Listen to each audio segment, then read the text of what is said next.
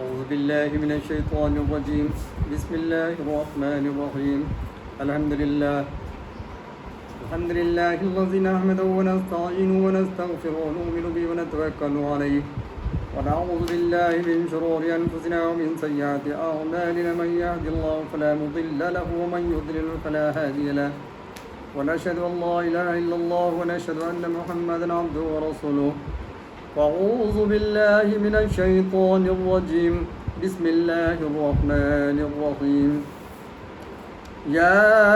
أيها الناس اعبدوا ربكم الذي خلقكم والذين من قبلكم لعلكم تتقون. الذي جعل لكم الأرض فراشا والسماء بناء وأنزل من السماء ماء وأخرج به من الثمرات رزقا لكم فلا تجعلوا لله أندادا وأنتم تعلمون. صدق الله المولانا العظيم.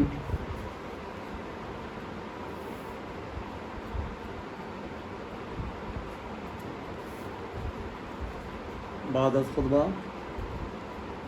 جس آیت کریمہ کی میں نے تلاوت کی ہے سورہ بقرہ کی،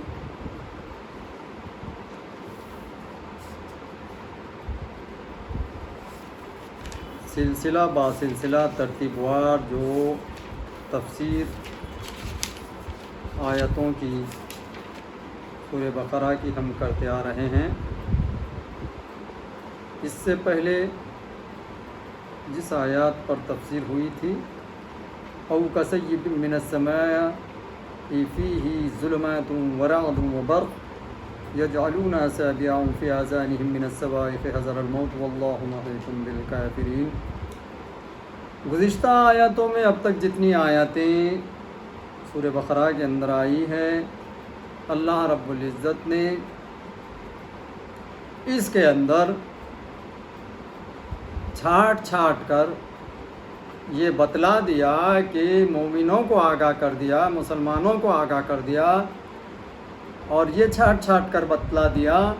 علیحدہ بیان کر کے بتلا دیا، علیحدہ مثالیں دے کر کے بتلا دی کہ دیکھو مومنوں، تم کو دنیا کے اندر کس گریز کے ساتھ رہنا ہے اور کس طرح اپنے ایمان کو سنوارنا ہے اور اپنے ایمان کو سلب ہونے سے یا منافقین کے، مشرکین کے، کافرین کے جو حرکتیں ہیں ان حرکتوں سے محفوظ رکھنے کے لیے جو آلات ہے، جو ضروریات ہے، جس طریقے سے اپنے آپ کو مومنین مسلمان محفوظ کر سکتے ہیں، اللہ رب العزت نے ان منافقوں کے، ان مشرکوں کو، ان کو کافروں کی پہچان اللہ تعالیٰ نے مسلمانوں کے لیے دے دی کہ مسلمان آگاہ ہو جائیں اور ان سے پرہیزگاری اختیار کریں اور ان سے آگاہ رہیں اور ایمان پر ثابت قدم رہیں. اب یہاں پر اس آیت کریمہ کے اندر جس طریقے سے پہلے ان لوگوں کی پہچان بتلا دی گئی، اب یہاں پر اللہ رب العزت اپنے مومنین بندوں کی طرف اور عامت الناس، جو چاہے مومن ہو، کافر ہو، مشرک ہو، یعنی عامت الناس کی طرف اللہ رب العزت خطاب فرماتے ہیں کہ یا ایھا الناس اعبدوا ربکم الذی خلقکم والذین من قبلکم لعلکم تتقون. اے وہ لوگو،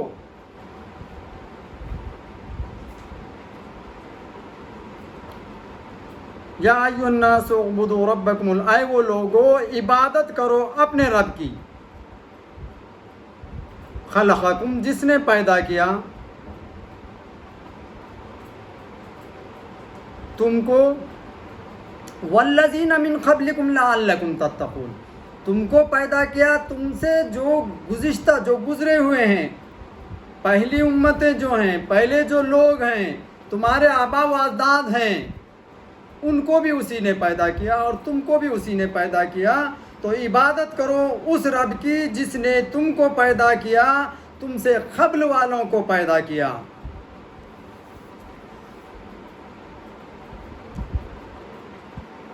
اور اس لیے کہ تم متقیوں میں سے، پرہیزگاروں میں سے ہو جاؤ۔ الذی جعل لکم الارض، اور پھر اس نے، اور وہ رب جس نے، الذی، اور وہ رب جس نے بنایا تمہارے لیے زمین کو فرش، جعل لکم الارض فراشا، زمین کو فرش، والسماء بناء، اور آسمان کو تمہارے لیے چھت بنایا اور زمین کو فرش بنائی۔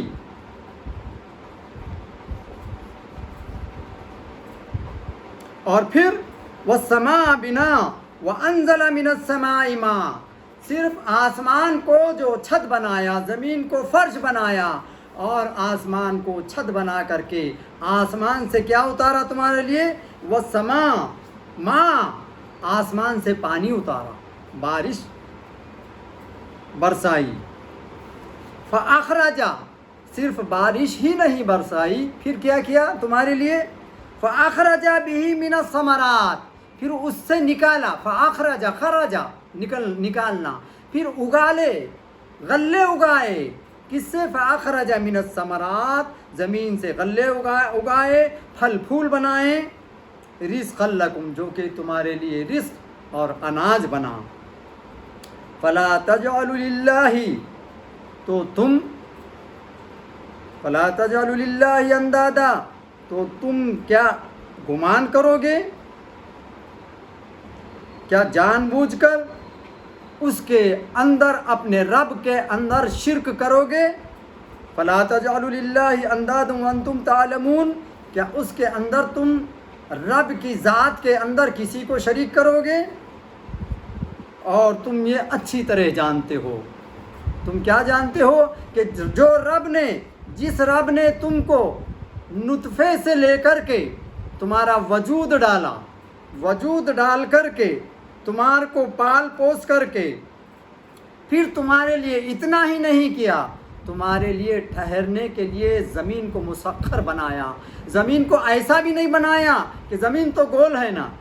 تو کیا اس نے گول ایسی گول بنا دی کہ جس پر انسان ٹھہر نہ سکے، لڑک جائے، ڈھلک جائے،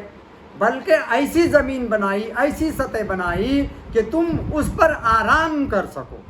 ایسا نہیں بنایا کہ ڈھلان والا تم اس پر جو ہے لڑک جاؤ، جہاں بولے وہاں۔ ہم کہتے ہیں نا کہ زمین گول ہے، جب گول ہے تو ظاہر بات ہے کہ اس پہ سیدھی طریقے سے ہم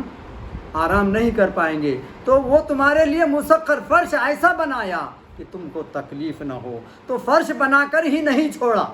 کیا فرش بنا کر کے تم کو زمین پر لا کر کے اس نے چھوڑ دیا؟ اور کیا تمہارا اس نے یہ خیال نہیں کیا جس طریقے سے ماں کے شکم کے اندر غیبی تم کو اللہ رب العزت نے پالا پوسا، تم کو غذا دی غائبانہ، اب جب تم وجود میں آئے ہو، دنیا میں آئے ہو، دنیا کے اندر تمہارا وجود آ چکا ہے، تو دنیا کے اندر آنے کے باوجود تم کو ایسے ہی نہیں چھوڑا۔ اس کے اندر، دنیا کے اندر تم کو زندہ رہنے کے لیے، تمہاری زندگی، زندہ رہ کر کے زندگی بسر کرنے کے لیے زمین کو فرش بنایا، آسمان کو تمہارے لیے چھت بنایا، اور چھت بنا کر کے اس کے اندر تمہارے لیے آسمان سے نعمتیں اتاری، غذائیں اتاری، اسمار اتارے، پھل پھول دیے، اور وہ زمین سے غلہ بن کر، اناج بنا کر کے تمہارے لیے کھانے پینے کے لیے نعمتیں پیدا کیا۔ یہ سب کس لیے کیا اللہ رب العزت نے؟ صرف تمہارے لیے کیا۔ اور اتنا سب کچھ کر کے پھر اللہ رب العزت تمہاری طرف اشارہ فرماتا ہے، اے وہ لوگو، اے میرے بندے، کیونکہ یہاں پر اللہ جو فرما رہا ہے خاص طور پر ناس بول کر کے پکارا۔ ناس کس کو کہتے ہیں؟ یا ایھا الناس، ناس انس سے بنا ہے، تو ناس جو نکلا ہے لفظ، مصدر جو ہے اس کا معنی ہی ہے بھولنے والا، بھولا بھٹکا۔ تو اللہ تعالیٰ اپنے بندے کو چاہے تو پکار سکتا تھا کہ اے میرے بندے، لیکن اللہ تعالیٰ کیا فرما رہا ہے؟ اے میرے بھولے، اے میرے بھولنے والے، کیونکہ اللہ تعالیٰ سے روز میثاق کے دن اللہ تعالیٰ نے جو ہم سے وعدہ لیا تھا، الست بربکم، کیا میں تمہارا رب نہیں ہوں؟ تو ہم سبوں نے، تمام انبیاء کرام نے، ہماری جو سربراہی کر رہے تھے، جو ہم سے آگے اگلے صفوں میں تھے، اللہ رب العزت کے اس ندا پر کہ الست بربکم، کیا میں تمہارا رب نہیں ہوں، تو ہماری تمام ارواح عالم ارواح نے، سب نے نبیوں کے آواز کو سن کر کے یہ جواب دیا تھا، قالوا بلا شہدنا۔ جب انبیاء اکرام کی ارواحوں نے قالوا بلا شہدنا کہا، تو ہم جو پیچھے تھے ان کے، ہم سبوں نے ان کی آواز پر لبیک کہتے ہوئے قالوا بلا شہدنا، کیونکہ بے شک اے اللہ کیوں نہیں کہ تو ہی ہمارا رب ہے، تو ہی ہمارا پالنہار ہے، تو ہی ہمارا خالق ہے۔ تو اللہ رب العزت یہاں پر اس آیت کریمہ کو ناز سے مطلوع جو کر رہا ہے، تو اس لیے کر رہا ہے کہ اے میرے بھولے بھالو بندو، انسانوں، میرے اس اقرار کو بھول نہ جانا دنیا میں آ کر کے کہ اے بھولے بھالو، اس بات کو مت بھولو کہ میں تمہارا رب ہوں، اور میں نے تمہارے لیے سب کچھ بنایا، آسمان کے اندر قندیلیں لگوا دی، یہ چاند ستارے جھگمگاہٹ سب کچھ جو بنایا، آسمان کا چھت بنا کر کے چھت ایسے ہی نہیں چھوڑ دیا کہ تم اس کے اندر غور و فکر و تفکر کرو، عارف باللہ بن جاؤ۔ عارف باللہ کس کو کہیں گے؟ عارف باللہ اس کو کہیں گے جو کہ اللہ کی قدرت کے اندر، اللہ نے جو کائنات بنائی اس کے اندر محقق بنے، اس کے اندر تحقیق کرے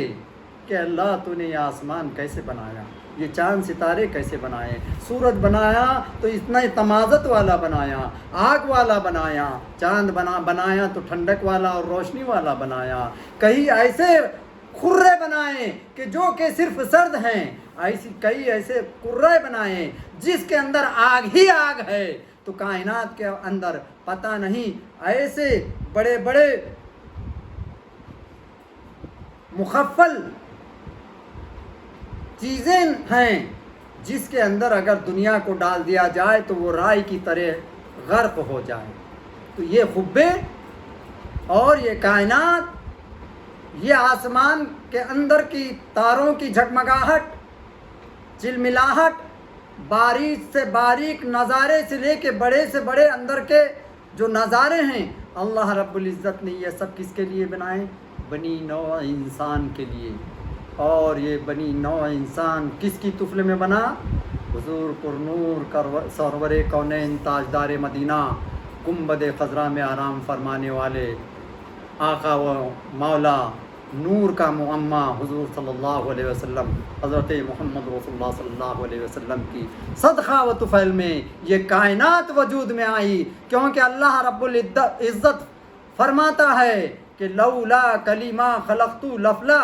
اے حبیب مجھے اپنے عزت و جلال کی قسم، اگر میں تم کو نہ پیدا فرماتا تو کائنات کو پیدا نہ فرماتا۔ تو یہ حضور صلی اللہ علیہ وسلم کا صدقہ ہے کہ آج کائنات کے اندر جھگمگاہٹ ہے، انسان کا وجود ہے، ہماری آنکھیں یہ سب دیکھ رہی ہیں، یہ نور، آنکھوں کا نور، یہ کائنات کا نور، یہ سب جھگمگاہٹ آپ صلی اللہ علیہ وسلم کے نور کے صدقہ و طفیل میں یہ سب چیزیں وجود میں ہیں۔ اور اللہ تعالیٰ نے اپنی پہچان جو دلائی ہے، خدا کی وحدانیت کی طرف راغب کرنے والی جو ذات ہے، وہ نور محمدی صلی اللہ علیہ وسلم ہے، یعنی اللہ تعالیٰ کی پہچان دینے والی ذات نور محمدی صلی اللہ علیہ وسلم ہے۔ تو اللہ تعالیٰ جو ہے یہاں پر انسانوں کو آگاہ کر رہا ہے کہ اے لوگو دیکھو، ہم نے تم کو جو پیدا کیا تو عبادت ہماری کی جائے، یعنی اللہ رب العزت فرماتا ہے کہ میری ہی عبادت کرے، کیونکہ میں نے تم کو پیدا کیا جیسا کہ تمہارے سے پہلے قبل والوں کو پیدا کیا، اور اگر تم متقیوں میں سے ہو تو تم جان لو اور جاننے والے ہو، اور تمہارے لیے زمین بنائی اور آرام گاہ بنایا، اور آسمان کو تمہارے لیے چھت بنایا، اور آسمان سے بارش برسائی، تمہارے لیے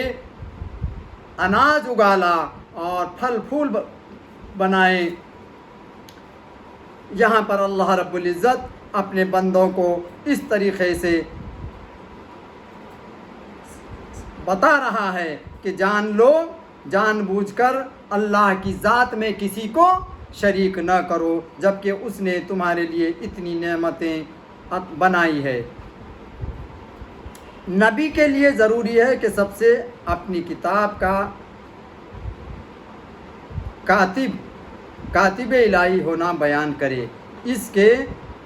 بعد اس مقصد کو دنیا کے سامنے پیش کرے جس کے لیے وہ دنیا میں بھیجا گیا۔ چنانچہ یہاں بھی پہلے قرآن کریم کا کتاب الہی ہونا بیان فرمایا، یعنی کتاب الہی کوئی بھی نہیں، جتنے بھی انبیاء اکرام دنیا کے اندر آئے، چاہے وہ صحیفوں کی شکل میں ان کے پاس اللہ رب العزت نے اپنے پیغام کو پہنچایا ہو، یا کتابوں کی شکل میں جیسے توریت، زبور، انجیل، قرآن، تو یہ جو کلام الہیہ ہے تو اس نبی پر لازم یہ تھا کہ یہ کلام جو آیا ہے تو یہ کلام ہے کس کا بھائی؟ کون بول رہا ہے؟ کون ہم کو تنبیہ کر رہا ہے؟ کون ہم کو راہ راست کی طرف آنے کے لیے بتا رہا ہے؟ تو ان نبیوں پر لازم ہوتا اور لازم تھا، اور وہ یہ بخوبی جانتے بھی تھے کہ یہ ہم کو لوگوں کو یہ بتانا ہے کہ یہ ہم جو بول رہے ہیں، یا ہم پر یہ جو باتیں نازل ہوئی ہیں، یہ جو ہم پر کتاب نازل ہوئی ہے، یا یہ ہم پر جو فرمان نازل ہو رہا ہے، یہ ہماری زبان کا، یہ ہماری دل کا، ہمارا خود کا نہیں ہے، بلکہ یہ کس کا ہے؟ یہ کلام الہی ہے، یہ اللہ رب العزت کی طرف سے تمہارے طرف اللہ کا فرمان ہے۔ تو یہ انبیاء کرام اپنے امتوں کو ہر وقت آنے والا نبی بتانا لازم تھا، اور وہ بتاتے بھی تھے۔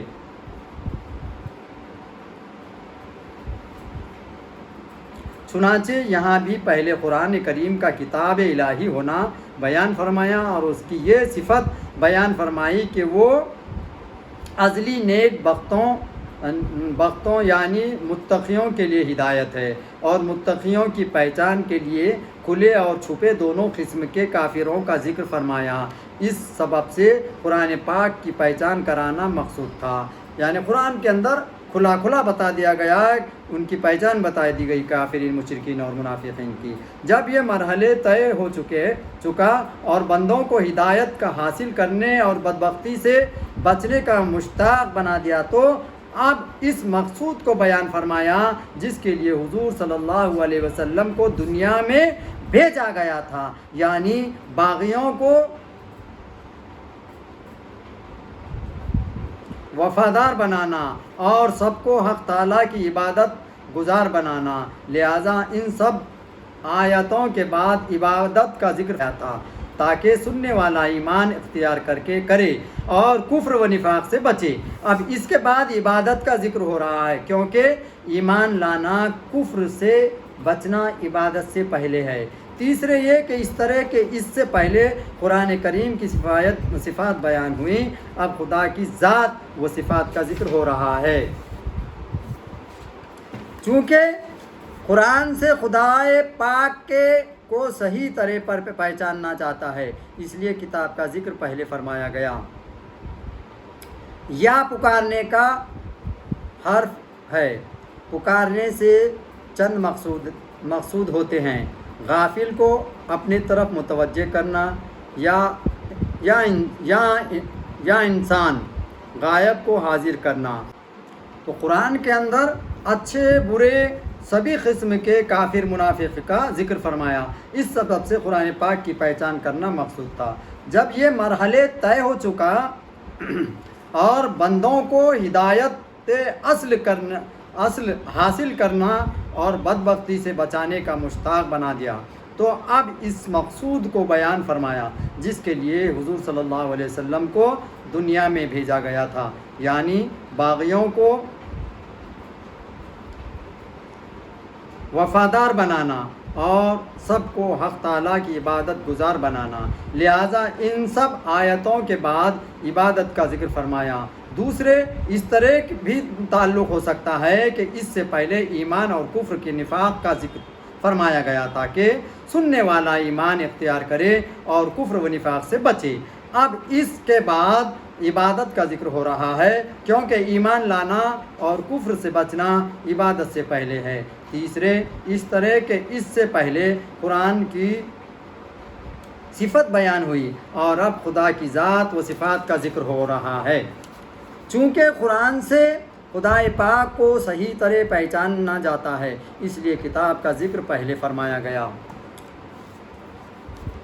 یا ایھا الناس کے اندر جو یا آیا ہے، یا پکارنے کا حرف، یا ایھا الناس، یا ایھا البشر، یا ایھا المزمل، یہ جو پکارا جاتا ہے، تو یا جو پکارنے کا مقصد جو فاعل ہے، فعل اور فاعل کے اوپر منحصر ہوتا۔ یا پکارنے کا مقصد اس بندے کے اوپر رہتا ہے جس بندے کو پکارا جا رہا ہے، تو اس کی طرف کس طریقے کا اشارہ ہے، یا وہ بندہ جس کو پکارا جا رہا ہے وہ ہستی کتنی اہمیت والی ہے، یا ایک عام آدمی کو پکارا جا رہا ہے، یا کسی کو تنبیہ کرنے کے لیے پکارا جا رہا ہے، یا کسی کو اطلاع دینے کے لیے جا رہا ہے، یا کسی کو لاڑ و پیار سے پکارا جا رہا ہے۔ تو یا یہ جملہ ہے الگ الگ پہلو میں الگ الگ ذہن سے سمجھا جا سکتا ہے، تو یہاں پر یہ بتانا مقصود ہے۔ یا پکارنے کا حرف پکارنے سے چند مقصود ہے: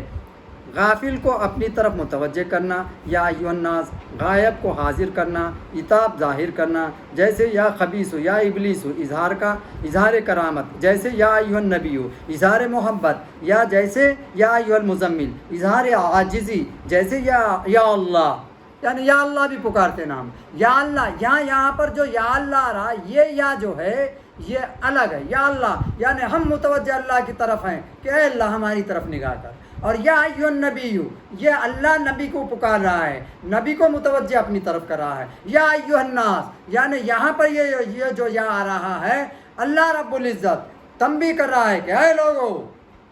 یعنی اپنی طرف متوجہ کر رہا ہے۔ تو یہ یا جو جملہ آتا ہے یہ گرامیٹیکل ہے، لیکن یہاں پر ہم کو سمجھنا بھی ضرور ہے، اس لیے بتایا جا رہا ہے۔ یا جبل اور یا جبل اوبی وغیرہ وغیرہ، رب تعالیٰ ہم کو پکارتا ہے ہماری غفلت دور کرنے کے لیے، ہے نا، یعنی ہر بندے کا ہر وقت کا پکارنے کا مقصد یا کا مقصد ہے۔ بعض لوگ بولتے ہیں نا، ارے نبی کو یا نبی مت بولو، یا نبی سلام علیکہ، ارے بدھو، یا یہ جملہ ہوتا ہے ہر وقت الگ الگ مقصد سے ہوتا ہے، اور بولنے والا اور جس مقصد سے بول رہا ہے اس کا حاصل کیا ہے یہ تم کو کیا پتا، کس مقصد سے وہ یا بول رہا ہے۔ یا امون، یا ابن، یا اختن، یا بنی آدم، یا نبیو، یا اللہ، یا واحد، یہ یا جو آ رہا ہے الگ الگ مقصد سے الگ الگ طریقے سے ہو رہا ہے۔ یا ایھا الرجل، یا اللہ، یا ولی اللہ، تو یہ پکارنا الگ الگ جگہ الگ الگ مقصد سے الگ الگ وجہ سے یا استعمال ہوتا ہے۔ اس لیے ہم کسی بندے کو یا اگر کوئی کہہ کر کے پکار رہا ہے کہ یا ایھا النبی، یا اللہ، یا ولی اللہ، یہ ان کے مقصد کے تحت وہ بندہ اپنے ذہن میں کس ذہن سے مقصود سے پکار رہا ہے وہ اس بندے کو معلوم ہوتا۔ تم عالم الغیب تو نہیں ہو، تو اس لیے اس کے دلی مقصد کو، دلی ذہن کو آپ سمجھ نہیں پاتے، ناپ نہیں پاتے۔ لا اف، اس لیے آپ اف مت بول کے پریشان مت ہو، گناہ گار مت ہو بلا وجہ کے کسی کے بارے میں بول کر کے، یعنی اس کا ایمانی تقاضا جو سمجھنے کا ہے وہی جانتا، وہی بندہ جانتا ہے، تم اس کو سمجھ نہیں سکتے، جان نہیں سکتے۔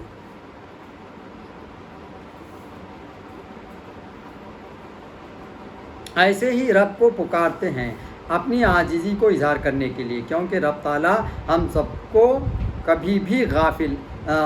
سے کبھی بھی غافل نہیں۔ غرض یہ کہ مثال کے طور پہ کوئی بندہ سمجھو دوسری طرف دیکھ رہا ہے، ہم بولتے ہیں نا کہ بھائی ادھر کیا دیکھ رہا ہے، اے بندے ادھر دیکھ، یعنی اس غفلت کو دور کرنے کے لیے بھی ہم یا بول کر کے پکارتے، یا ایھا الرجل این تذهب، ادھر کدھر جا رہے ہو، تو ہم اپنی طرف متوجہ کریں۔ تو یہاں پر جو ہے متوجہ یا اللہ ہم جو پکار رہے تو کیا نعوذ باللہ من ذالک اللہ اپنے بندوں سے غافل ہے؟ یہاں یا کا مراد الگ ہے۔ تو اس طریقے سے گرامیٹیکل کو عربی زبان کو، عربی لہجے کو، عربی تلفظات کو کسی ایک معنی میں لے کر کے اس کا ترجمہ اور اس کا مقصد نکال کر کے کسی پر الزام یا تہمت لگا دینا آسان نہیں ہے اور نہیں کرنا چاہیے۔ آپ کو سمجھ رہے ہیں، آپ اپنی جگہ خاموش رہیے، آپ اس کا ترجمہ جو سمجھے آپ اپنے لحاظ سے سمجھے ہیں، آپ وہ بندے نے جو پکارا اس کو کس مقصد سے پکارا آپ اپنی جگہ سمجھے ہیں، وہ بندے نے اپنے مقصد سے کس مقصد سے پکارا آپ کو نہیں معلوم، اس لیے آپ اپنا ذہن اپنی جگہ ہی رکھیے۔ ہاں وہ ظاہر اور باطن آپ کے سامنے ظاہر کر دیا، اس وقت آپ اس کو تہمت لگا سکتے ہو یا کچھ بول سکتے ہو یا اس کے بارے میں اپنا ذہن لڑا سکتے ہو۔ عرض کے ایک ہی ندا سے بہت سے معنی حاصل ہوتے ہیں۔ یہاں یہ ندا غافلوں کو تنبیہ کے لیے بھی ہو سکتی ہے اور غائب کو حاضر کرنے کے لیے بھی اور عبادت کے لیے بھی،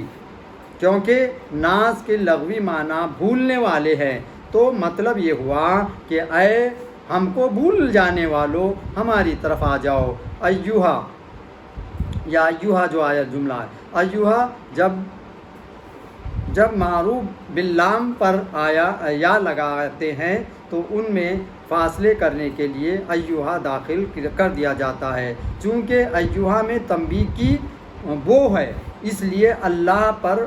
نہیں آتا، یعنی یا ایھا اللہ اور یا ایھا الرحمن نہیں ہو جاتا، جیسا کہ یا ایھا الناس ہے، یا اللہ آیا، یہ عربی جملے ہے، یا اللہ ہم بول سکتے ہیں لیکن یا ایھا اللہ بول سکتے کیا؟ تو یا ایو جو آتا یہ تنبیہ کے لیے آتا، یا ایھا الناس، یا ایھا الرجل، یا ایھا فلاں، جو بھی جو بولنا ہے، یہ ایھا جو جملہ آتا ہے جبرن جملہ آتا ہے اس بندے کو تنبیہ کرنے کے لیے، ارے یعنی آگاہ کر رہے، تنبیہ کر رہے ہیں۔ تو یہ جملہ، یہ جو لفظ ہے یہ اس پر نہیں آتا۔ ہاں البتہ اللہ رب العزت اپنے نبی کی طرف پکار کر کہتا یا ایھا النبی یا ایھا الناس، لیکن یہی یا ایھا جو ہے اللہ پر نہیں صادر ہوتا، یا ایھا اللہ، یا ایھا الرحمن، یا ایھا الرازق، نہیں لا، ہاں یا ایھا نہیں ہوتا، یا رحمان یا رحیم یہ ہو سکتا ہے۔ الناس، مفسر اکرام فرماتے ہیں کہ اکثر الناس سے مکے والوں اور الذین آمنوا سے مدینے والوں کو پکارا جاتا ہے۔ یا ایھا الناس، جب یا ایھا الناس کے یہ جو آیتیں آئی ہیں یہ مکہ مکرمہ کی طرف آئی ہیں، اور یا ایھا الذین آمنوا سے مدینے والوں کی طرف آئی ہیں جاتا ہے، مگر یہاں الناس میں تمام انسانوں، لیکن یہاں پر یا ایھا الناس سے مراد تمام انسانوں کی طرف اشارہ ہے، تمام انسانوں سے خطاب ہے، یعنی کافروں، مومنوں، منافقوں اور سب عامۃ الناس۔ تفسیر خزائن الالفاظ روح البیان۔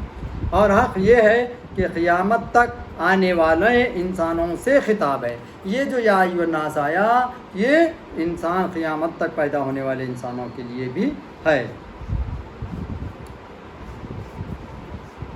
اس لیے اس میں سارے کافر، منافق وہ سب داخل ہیں، اور عبادت کے معنی ہیں سورہ فاتحہ کی تفسیر میں بیان کر چکے ہیں، کیونکہ یہاں ناس میں سارے کفار منافقین ہیں، اس لیے ضروری ہے کہ آبدو والے کے معنی بھی ایسے ہی وسیع ہو جائیں جو ان سب کے لیے مناسب ہوں۔ لہٰذا اس کے معنی یہ ہوں گے کہ اے کافرو عبادت کرو یعنی ایمان لے آؤ، اور اے منافقو عبادت کرو یعنی مخلص بن جاؤ، اے گناہگارو عبادت کرو یعنی نمازی بن جاؤ، اے بخیلو عبادت کرو یعنی زکوٰۃ دو، اے بے روزو عبادت کرو یعنی روزے دار بن جاؤ، وغیرہ وغیرہ۔ ربکم حق تعالیٰ کے تمام ناموں میں سے رب اس لیے فرمایا گیا کہ سننے والوں کو عبادت کا شوق پیدا ہو اور حکم ما وجہ کے ہو جائے، یعنی تم خدا کی عبادت کرو کیونکہ وہ تمہارا پالنے والا ہے، اور پالنے والے کا حق ہوتا ہے کہ اس کی اطاعت کی جائے۔ الذی خلقکم میں حق تعالیٰ کی ربوبیت ہے کا ذکر ہوا ہے، چونکہ پالنا پیدا کرنے کے بعد ہوتا ہے، اس لیے پیدا کرنے کا ذکر پہلے فرمایا گیا اور رزق کا بعد میں۔ خلقہ سے بنا ہے، خلق کے معنی ہے نیستی ہے، ہستی سے لانا، جو صرف خدا ہی کا کام ہے، یعنی خلقہ کے معنی پیدا کرنا۔ تو اول میں کوئی چیز نہیں تھی، نیستی تھی، نیستی سے بے وجود کو وجود میں لانا، نیستی سے ہستی میں لانا، اس کو خلقہ کہیں گے۔ کچھ نہیں سے، لا سے، نہیں سے وجود میں لانا، جو صرف خدا ہی کا کام ہو، اور اس سبب کو جمع کرنے کا سبب کہتے ہیں۔ بندہ کا سبب ہے خالق، خالق ہے، خالق نہیں۔ کسب کے معنی ہے اسباب جمع کرنا، عورت مرد کا ملنا بچے کے پیدائش کا سبب ہے، لیکن اس کا پیدا ہونا حق تعالیٰ ہی کی طرف سے ہے۔ والذین من قبلکم سے یہ بتایا گیا کہ تمہارا بھی پیدا کرنے والا ہے، اور تم سے پہلے امتوں کو بھی، یا تمہارے باپ داداؤں کا بھی پیدا کرنے والا وہی ہے، جس کا مطلب یہ ہوا کہ وہ تمہارا قدیمی محسن اور تم اس کے قدیمی غلام ہو، لہذا تم پر دو طرح حق ہے کہ تم اس کی عبادت کرو۔ لعلکم عربی زبان میں لال کے شک کے لیے آتا ہے، اور رب تعالیٰ شک سے پاک ہے، اس لیے یہاں اس کے 3 معنی کیے جاتے ہیں۔ ایک یہ کہ اس کا استعمال عربی زبان کے محاورے کے مطابق ہے، یعنی چونکہ عربی میں لال بولا جاتا ہے اور یہ قرآن پاک بھی عربی ہے، محض اس لیے لال فرمایا گیا۔ دوسرے یہ کہ بندوں کو حق تعالیٰ لیل شک کے لیے ہے، لیکن حق تعالیٰ کی طرف سے یقین کے لیے، کیونکہ کریم اس کی امید دلاتا ہے جو کہ یقین ہونے والی ہے۔ اب اس کے معنی ہوں گے تاکہ تم متقی بن جاؤ۔ تیسرے یہ کہ یہ لال بندوں کی لحاظ سے ہے، نہ کہ رب کے لحاظ سے۔ تو مطلب یہ ہوا کہ اے لوگو تم رب کی عبادت اس امید پر کرو کہ شاید تمہیں تقوی حاصل ہو جائے، یعنی نہ تو دنیا کی لالچ سے کرو، نہ خدا سے نا امید ہو کر، اور نہ اس سے بے خوف ہو کر، کیونکہ مرنے سے پہلے اپنی کامیابی کا یقین نہیں ہو سکتا۔ بڑے بڑے پرہیزگار مرتے وقت بے ایمان ہو گئے، لہذا تم عبادت کرے جاؤ اور رب سے ڈرے جاؤ۔ تتقون یہ لفظ تقوی سے بنا ہے، اور یہاں تقوی کے 3 معنی ہو سکتے ہیں: عذاب الہی سے بچ جانا، پرہیزگار ہو جانا، دل میں پرہیزگاری کا نور پیدا ہو جانا۔ تو آیت کے معنی ہوئے کہ اے لوگو اپنے رب کی عبادت کرو، شاید کہ تم اس کی عذاب سے بچ جاؤ، شاید کہ تم پرہیزگار بن جاؤ، شاید کہ تمہارے قلب میں پرہیزگاری کا نور جلوہ گر ہو جائے۔ عبادت تقوی کی ابتدا ہے، اور تقوی اصل مقصود، عبادت ایک راستہ اور پرہیزگاری منزل مطلوب۔ اس راستے کو طے کیے جاؤ، شاید تم منزل مقصود پر پہنچ جاؤ۔ یا اپنے ظاہر جسم کو عبادت کے ذریعے سے آراستہ کیے جاؤ، شاید تمہیں نور قلبی میسر ہو جائے۔ یا اپنی بندگی کو درست کرتے رہو کہ تمہاری روح کی قوت حاصل ہو جائے۔ الذی جعل رب تعالیٰ اپنی پہچان یوں کرائی تھی کہ اللہ وہ ہے جس نے تم کو پیدا کیا، اور یہ ایک چھپی ہوئی بات تھی، اس لیے کہ جب انسان کو اپنا ہونا اور ابتدائی پرورش ہی یاد نہیں تو یہ کیسے جانے کہ میرا خالق کون ہے۔ اس لیے رب تعالیٰ کی اور کھلی ہوئی نشانیوں بتائی گئی، کیونکہ میاں تمہارا خالق وہی ہے جس نے تمہارے لیے زمین کا بچھونا اور آسمان کو چھت بنایا اور زمین میں قسم قسم کے رزق پیدا فرما کر تمہاری دعوت کا سامان کر دیا۔ لکم الارض لکم سے معلوم ہوتا ہے کہ دنیا کا سارا نظام صرف انسان کے لیے کیا گیا، جانوروں وغیرہ انسان کے تابع ہیں، اس لیے حضرت آدم علیہ السلام کو ملائکہ کا مسجود بنایا، کیونکہ فرشتے تابع تھے، اور حضرت آدم اصل مقصود تو فرمایا جا رہا ہے کہ تم پر اتنا بڑا کرم ہے کہ تمہارے لیے سارے چیزیں بنائی اور پھر ہر چیز کو خدا کی عبادت کرے اور تم بت پرستی کرو، یعنی جو چیزیں اللہ تعالیٰ نے بنائی سب کی سب اللہ کی عبادت میں مشغول ہیں، لیکن جن چیزوں کو اللہ رب العزت نے تمہارے لیے بنایا اور تم خود ہو کر کے اللہ کی ذات میں کسی چیز کو شریک کرو اور اللہ کے سے کفر کرو، تو یہ کیسے ہو سکتا ہے؟ کیا یہ تمہارے لیے درست ہے؟ کتنے افسوس کی بات ہوگی۔ عرض کے معنی یا تو یہ ہے کھا جانا اور کچل دینا، چونکہ زمین بھی ہر چیز کو کھا جاتی ہے، یعنی گلا ڈالتی ہے اور قدموں سے کچلی جاتی ہے، اس لیے اسے ارض کہتے ہیں۔ زمین کو ارض کیوں کہتے ہیں؟ کیونکہ اس کے معنی کچل جانا یا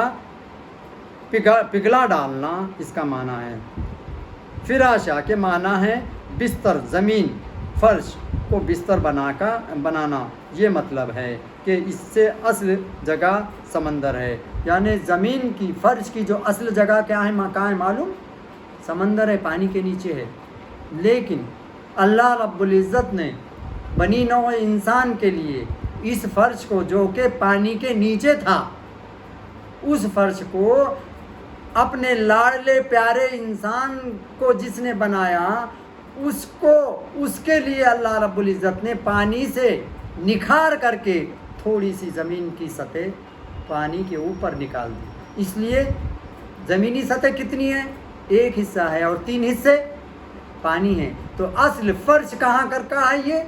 زمین کے نیچے کا۔ اللہ رب العزت نے اس فرش کو اٹھا کر کے زمینی سطح کو تھوڑا سا اوپر لا کر کے ایک سطح رکھ دی، جو کہ بنی نوع انسان کے لیے رہ بسر اور گزر کے لیے بنا دیا، جو کہ نہ ہی اتنی سخت ہے کہ لوہے کے جیسی ہو، نہ اتنی ملائم ہے کہ جس سے جو ہے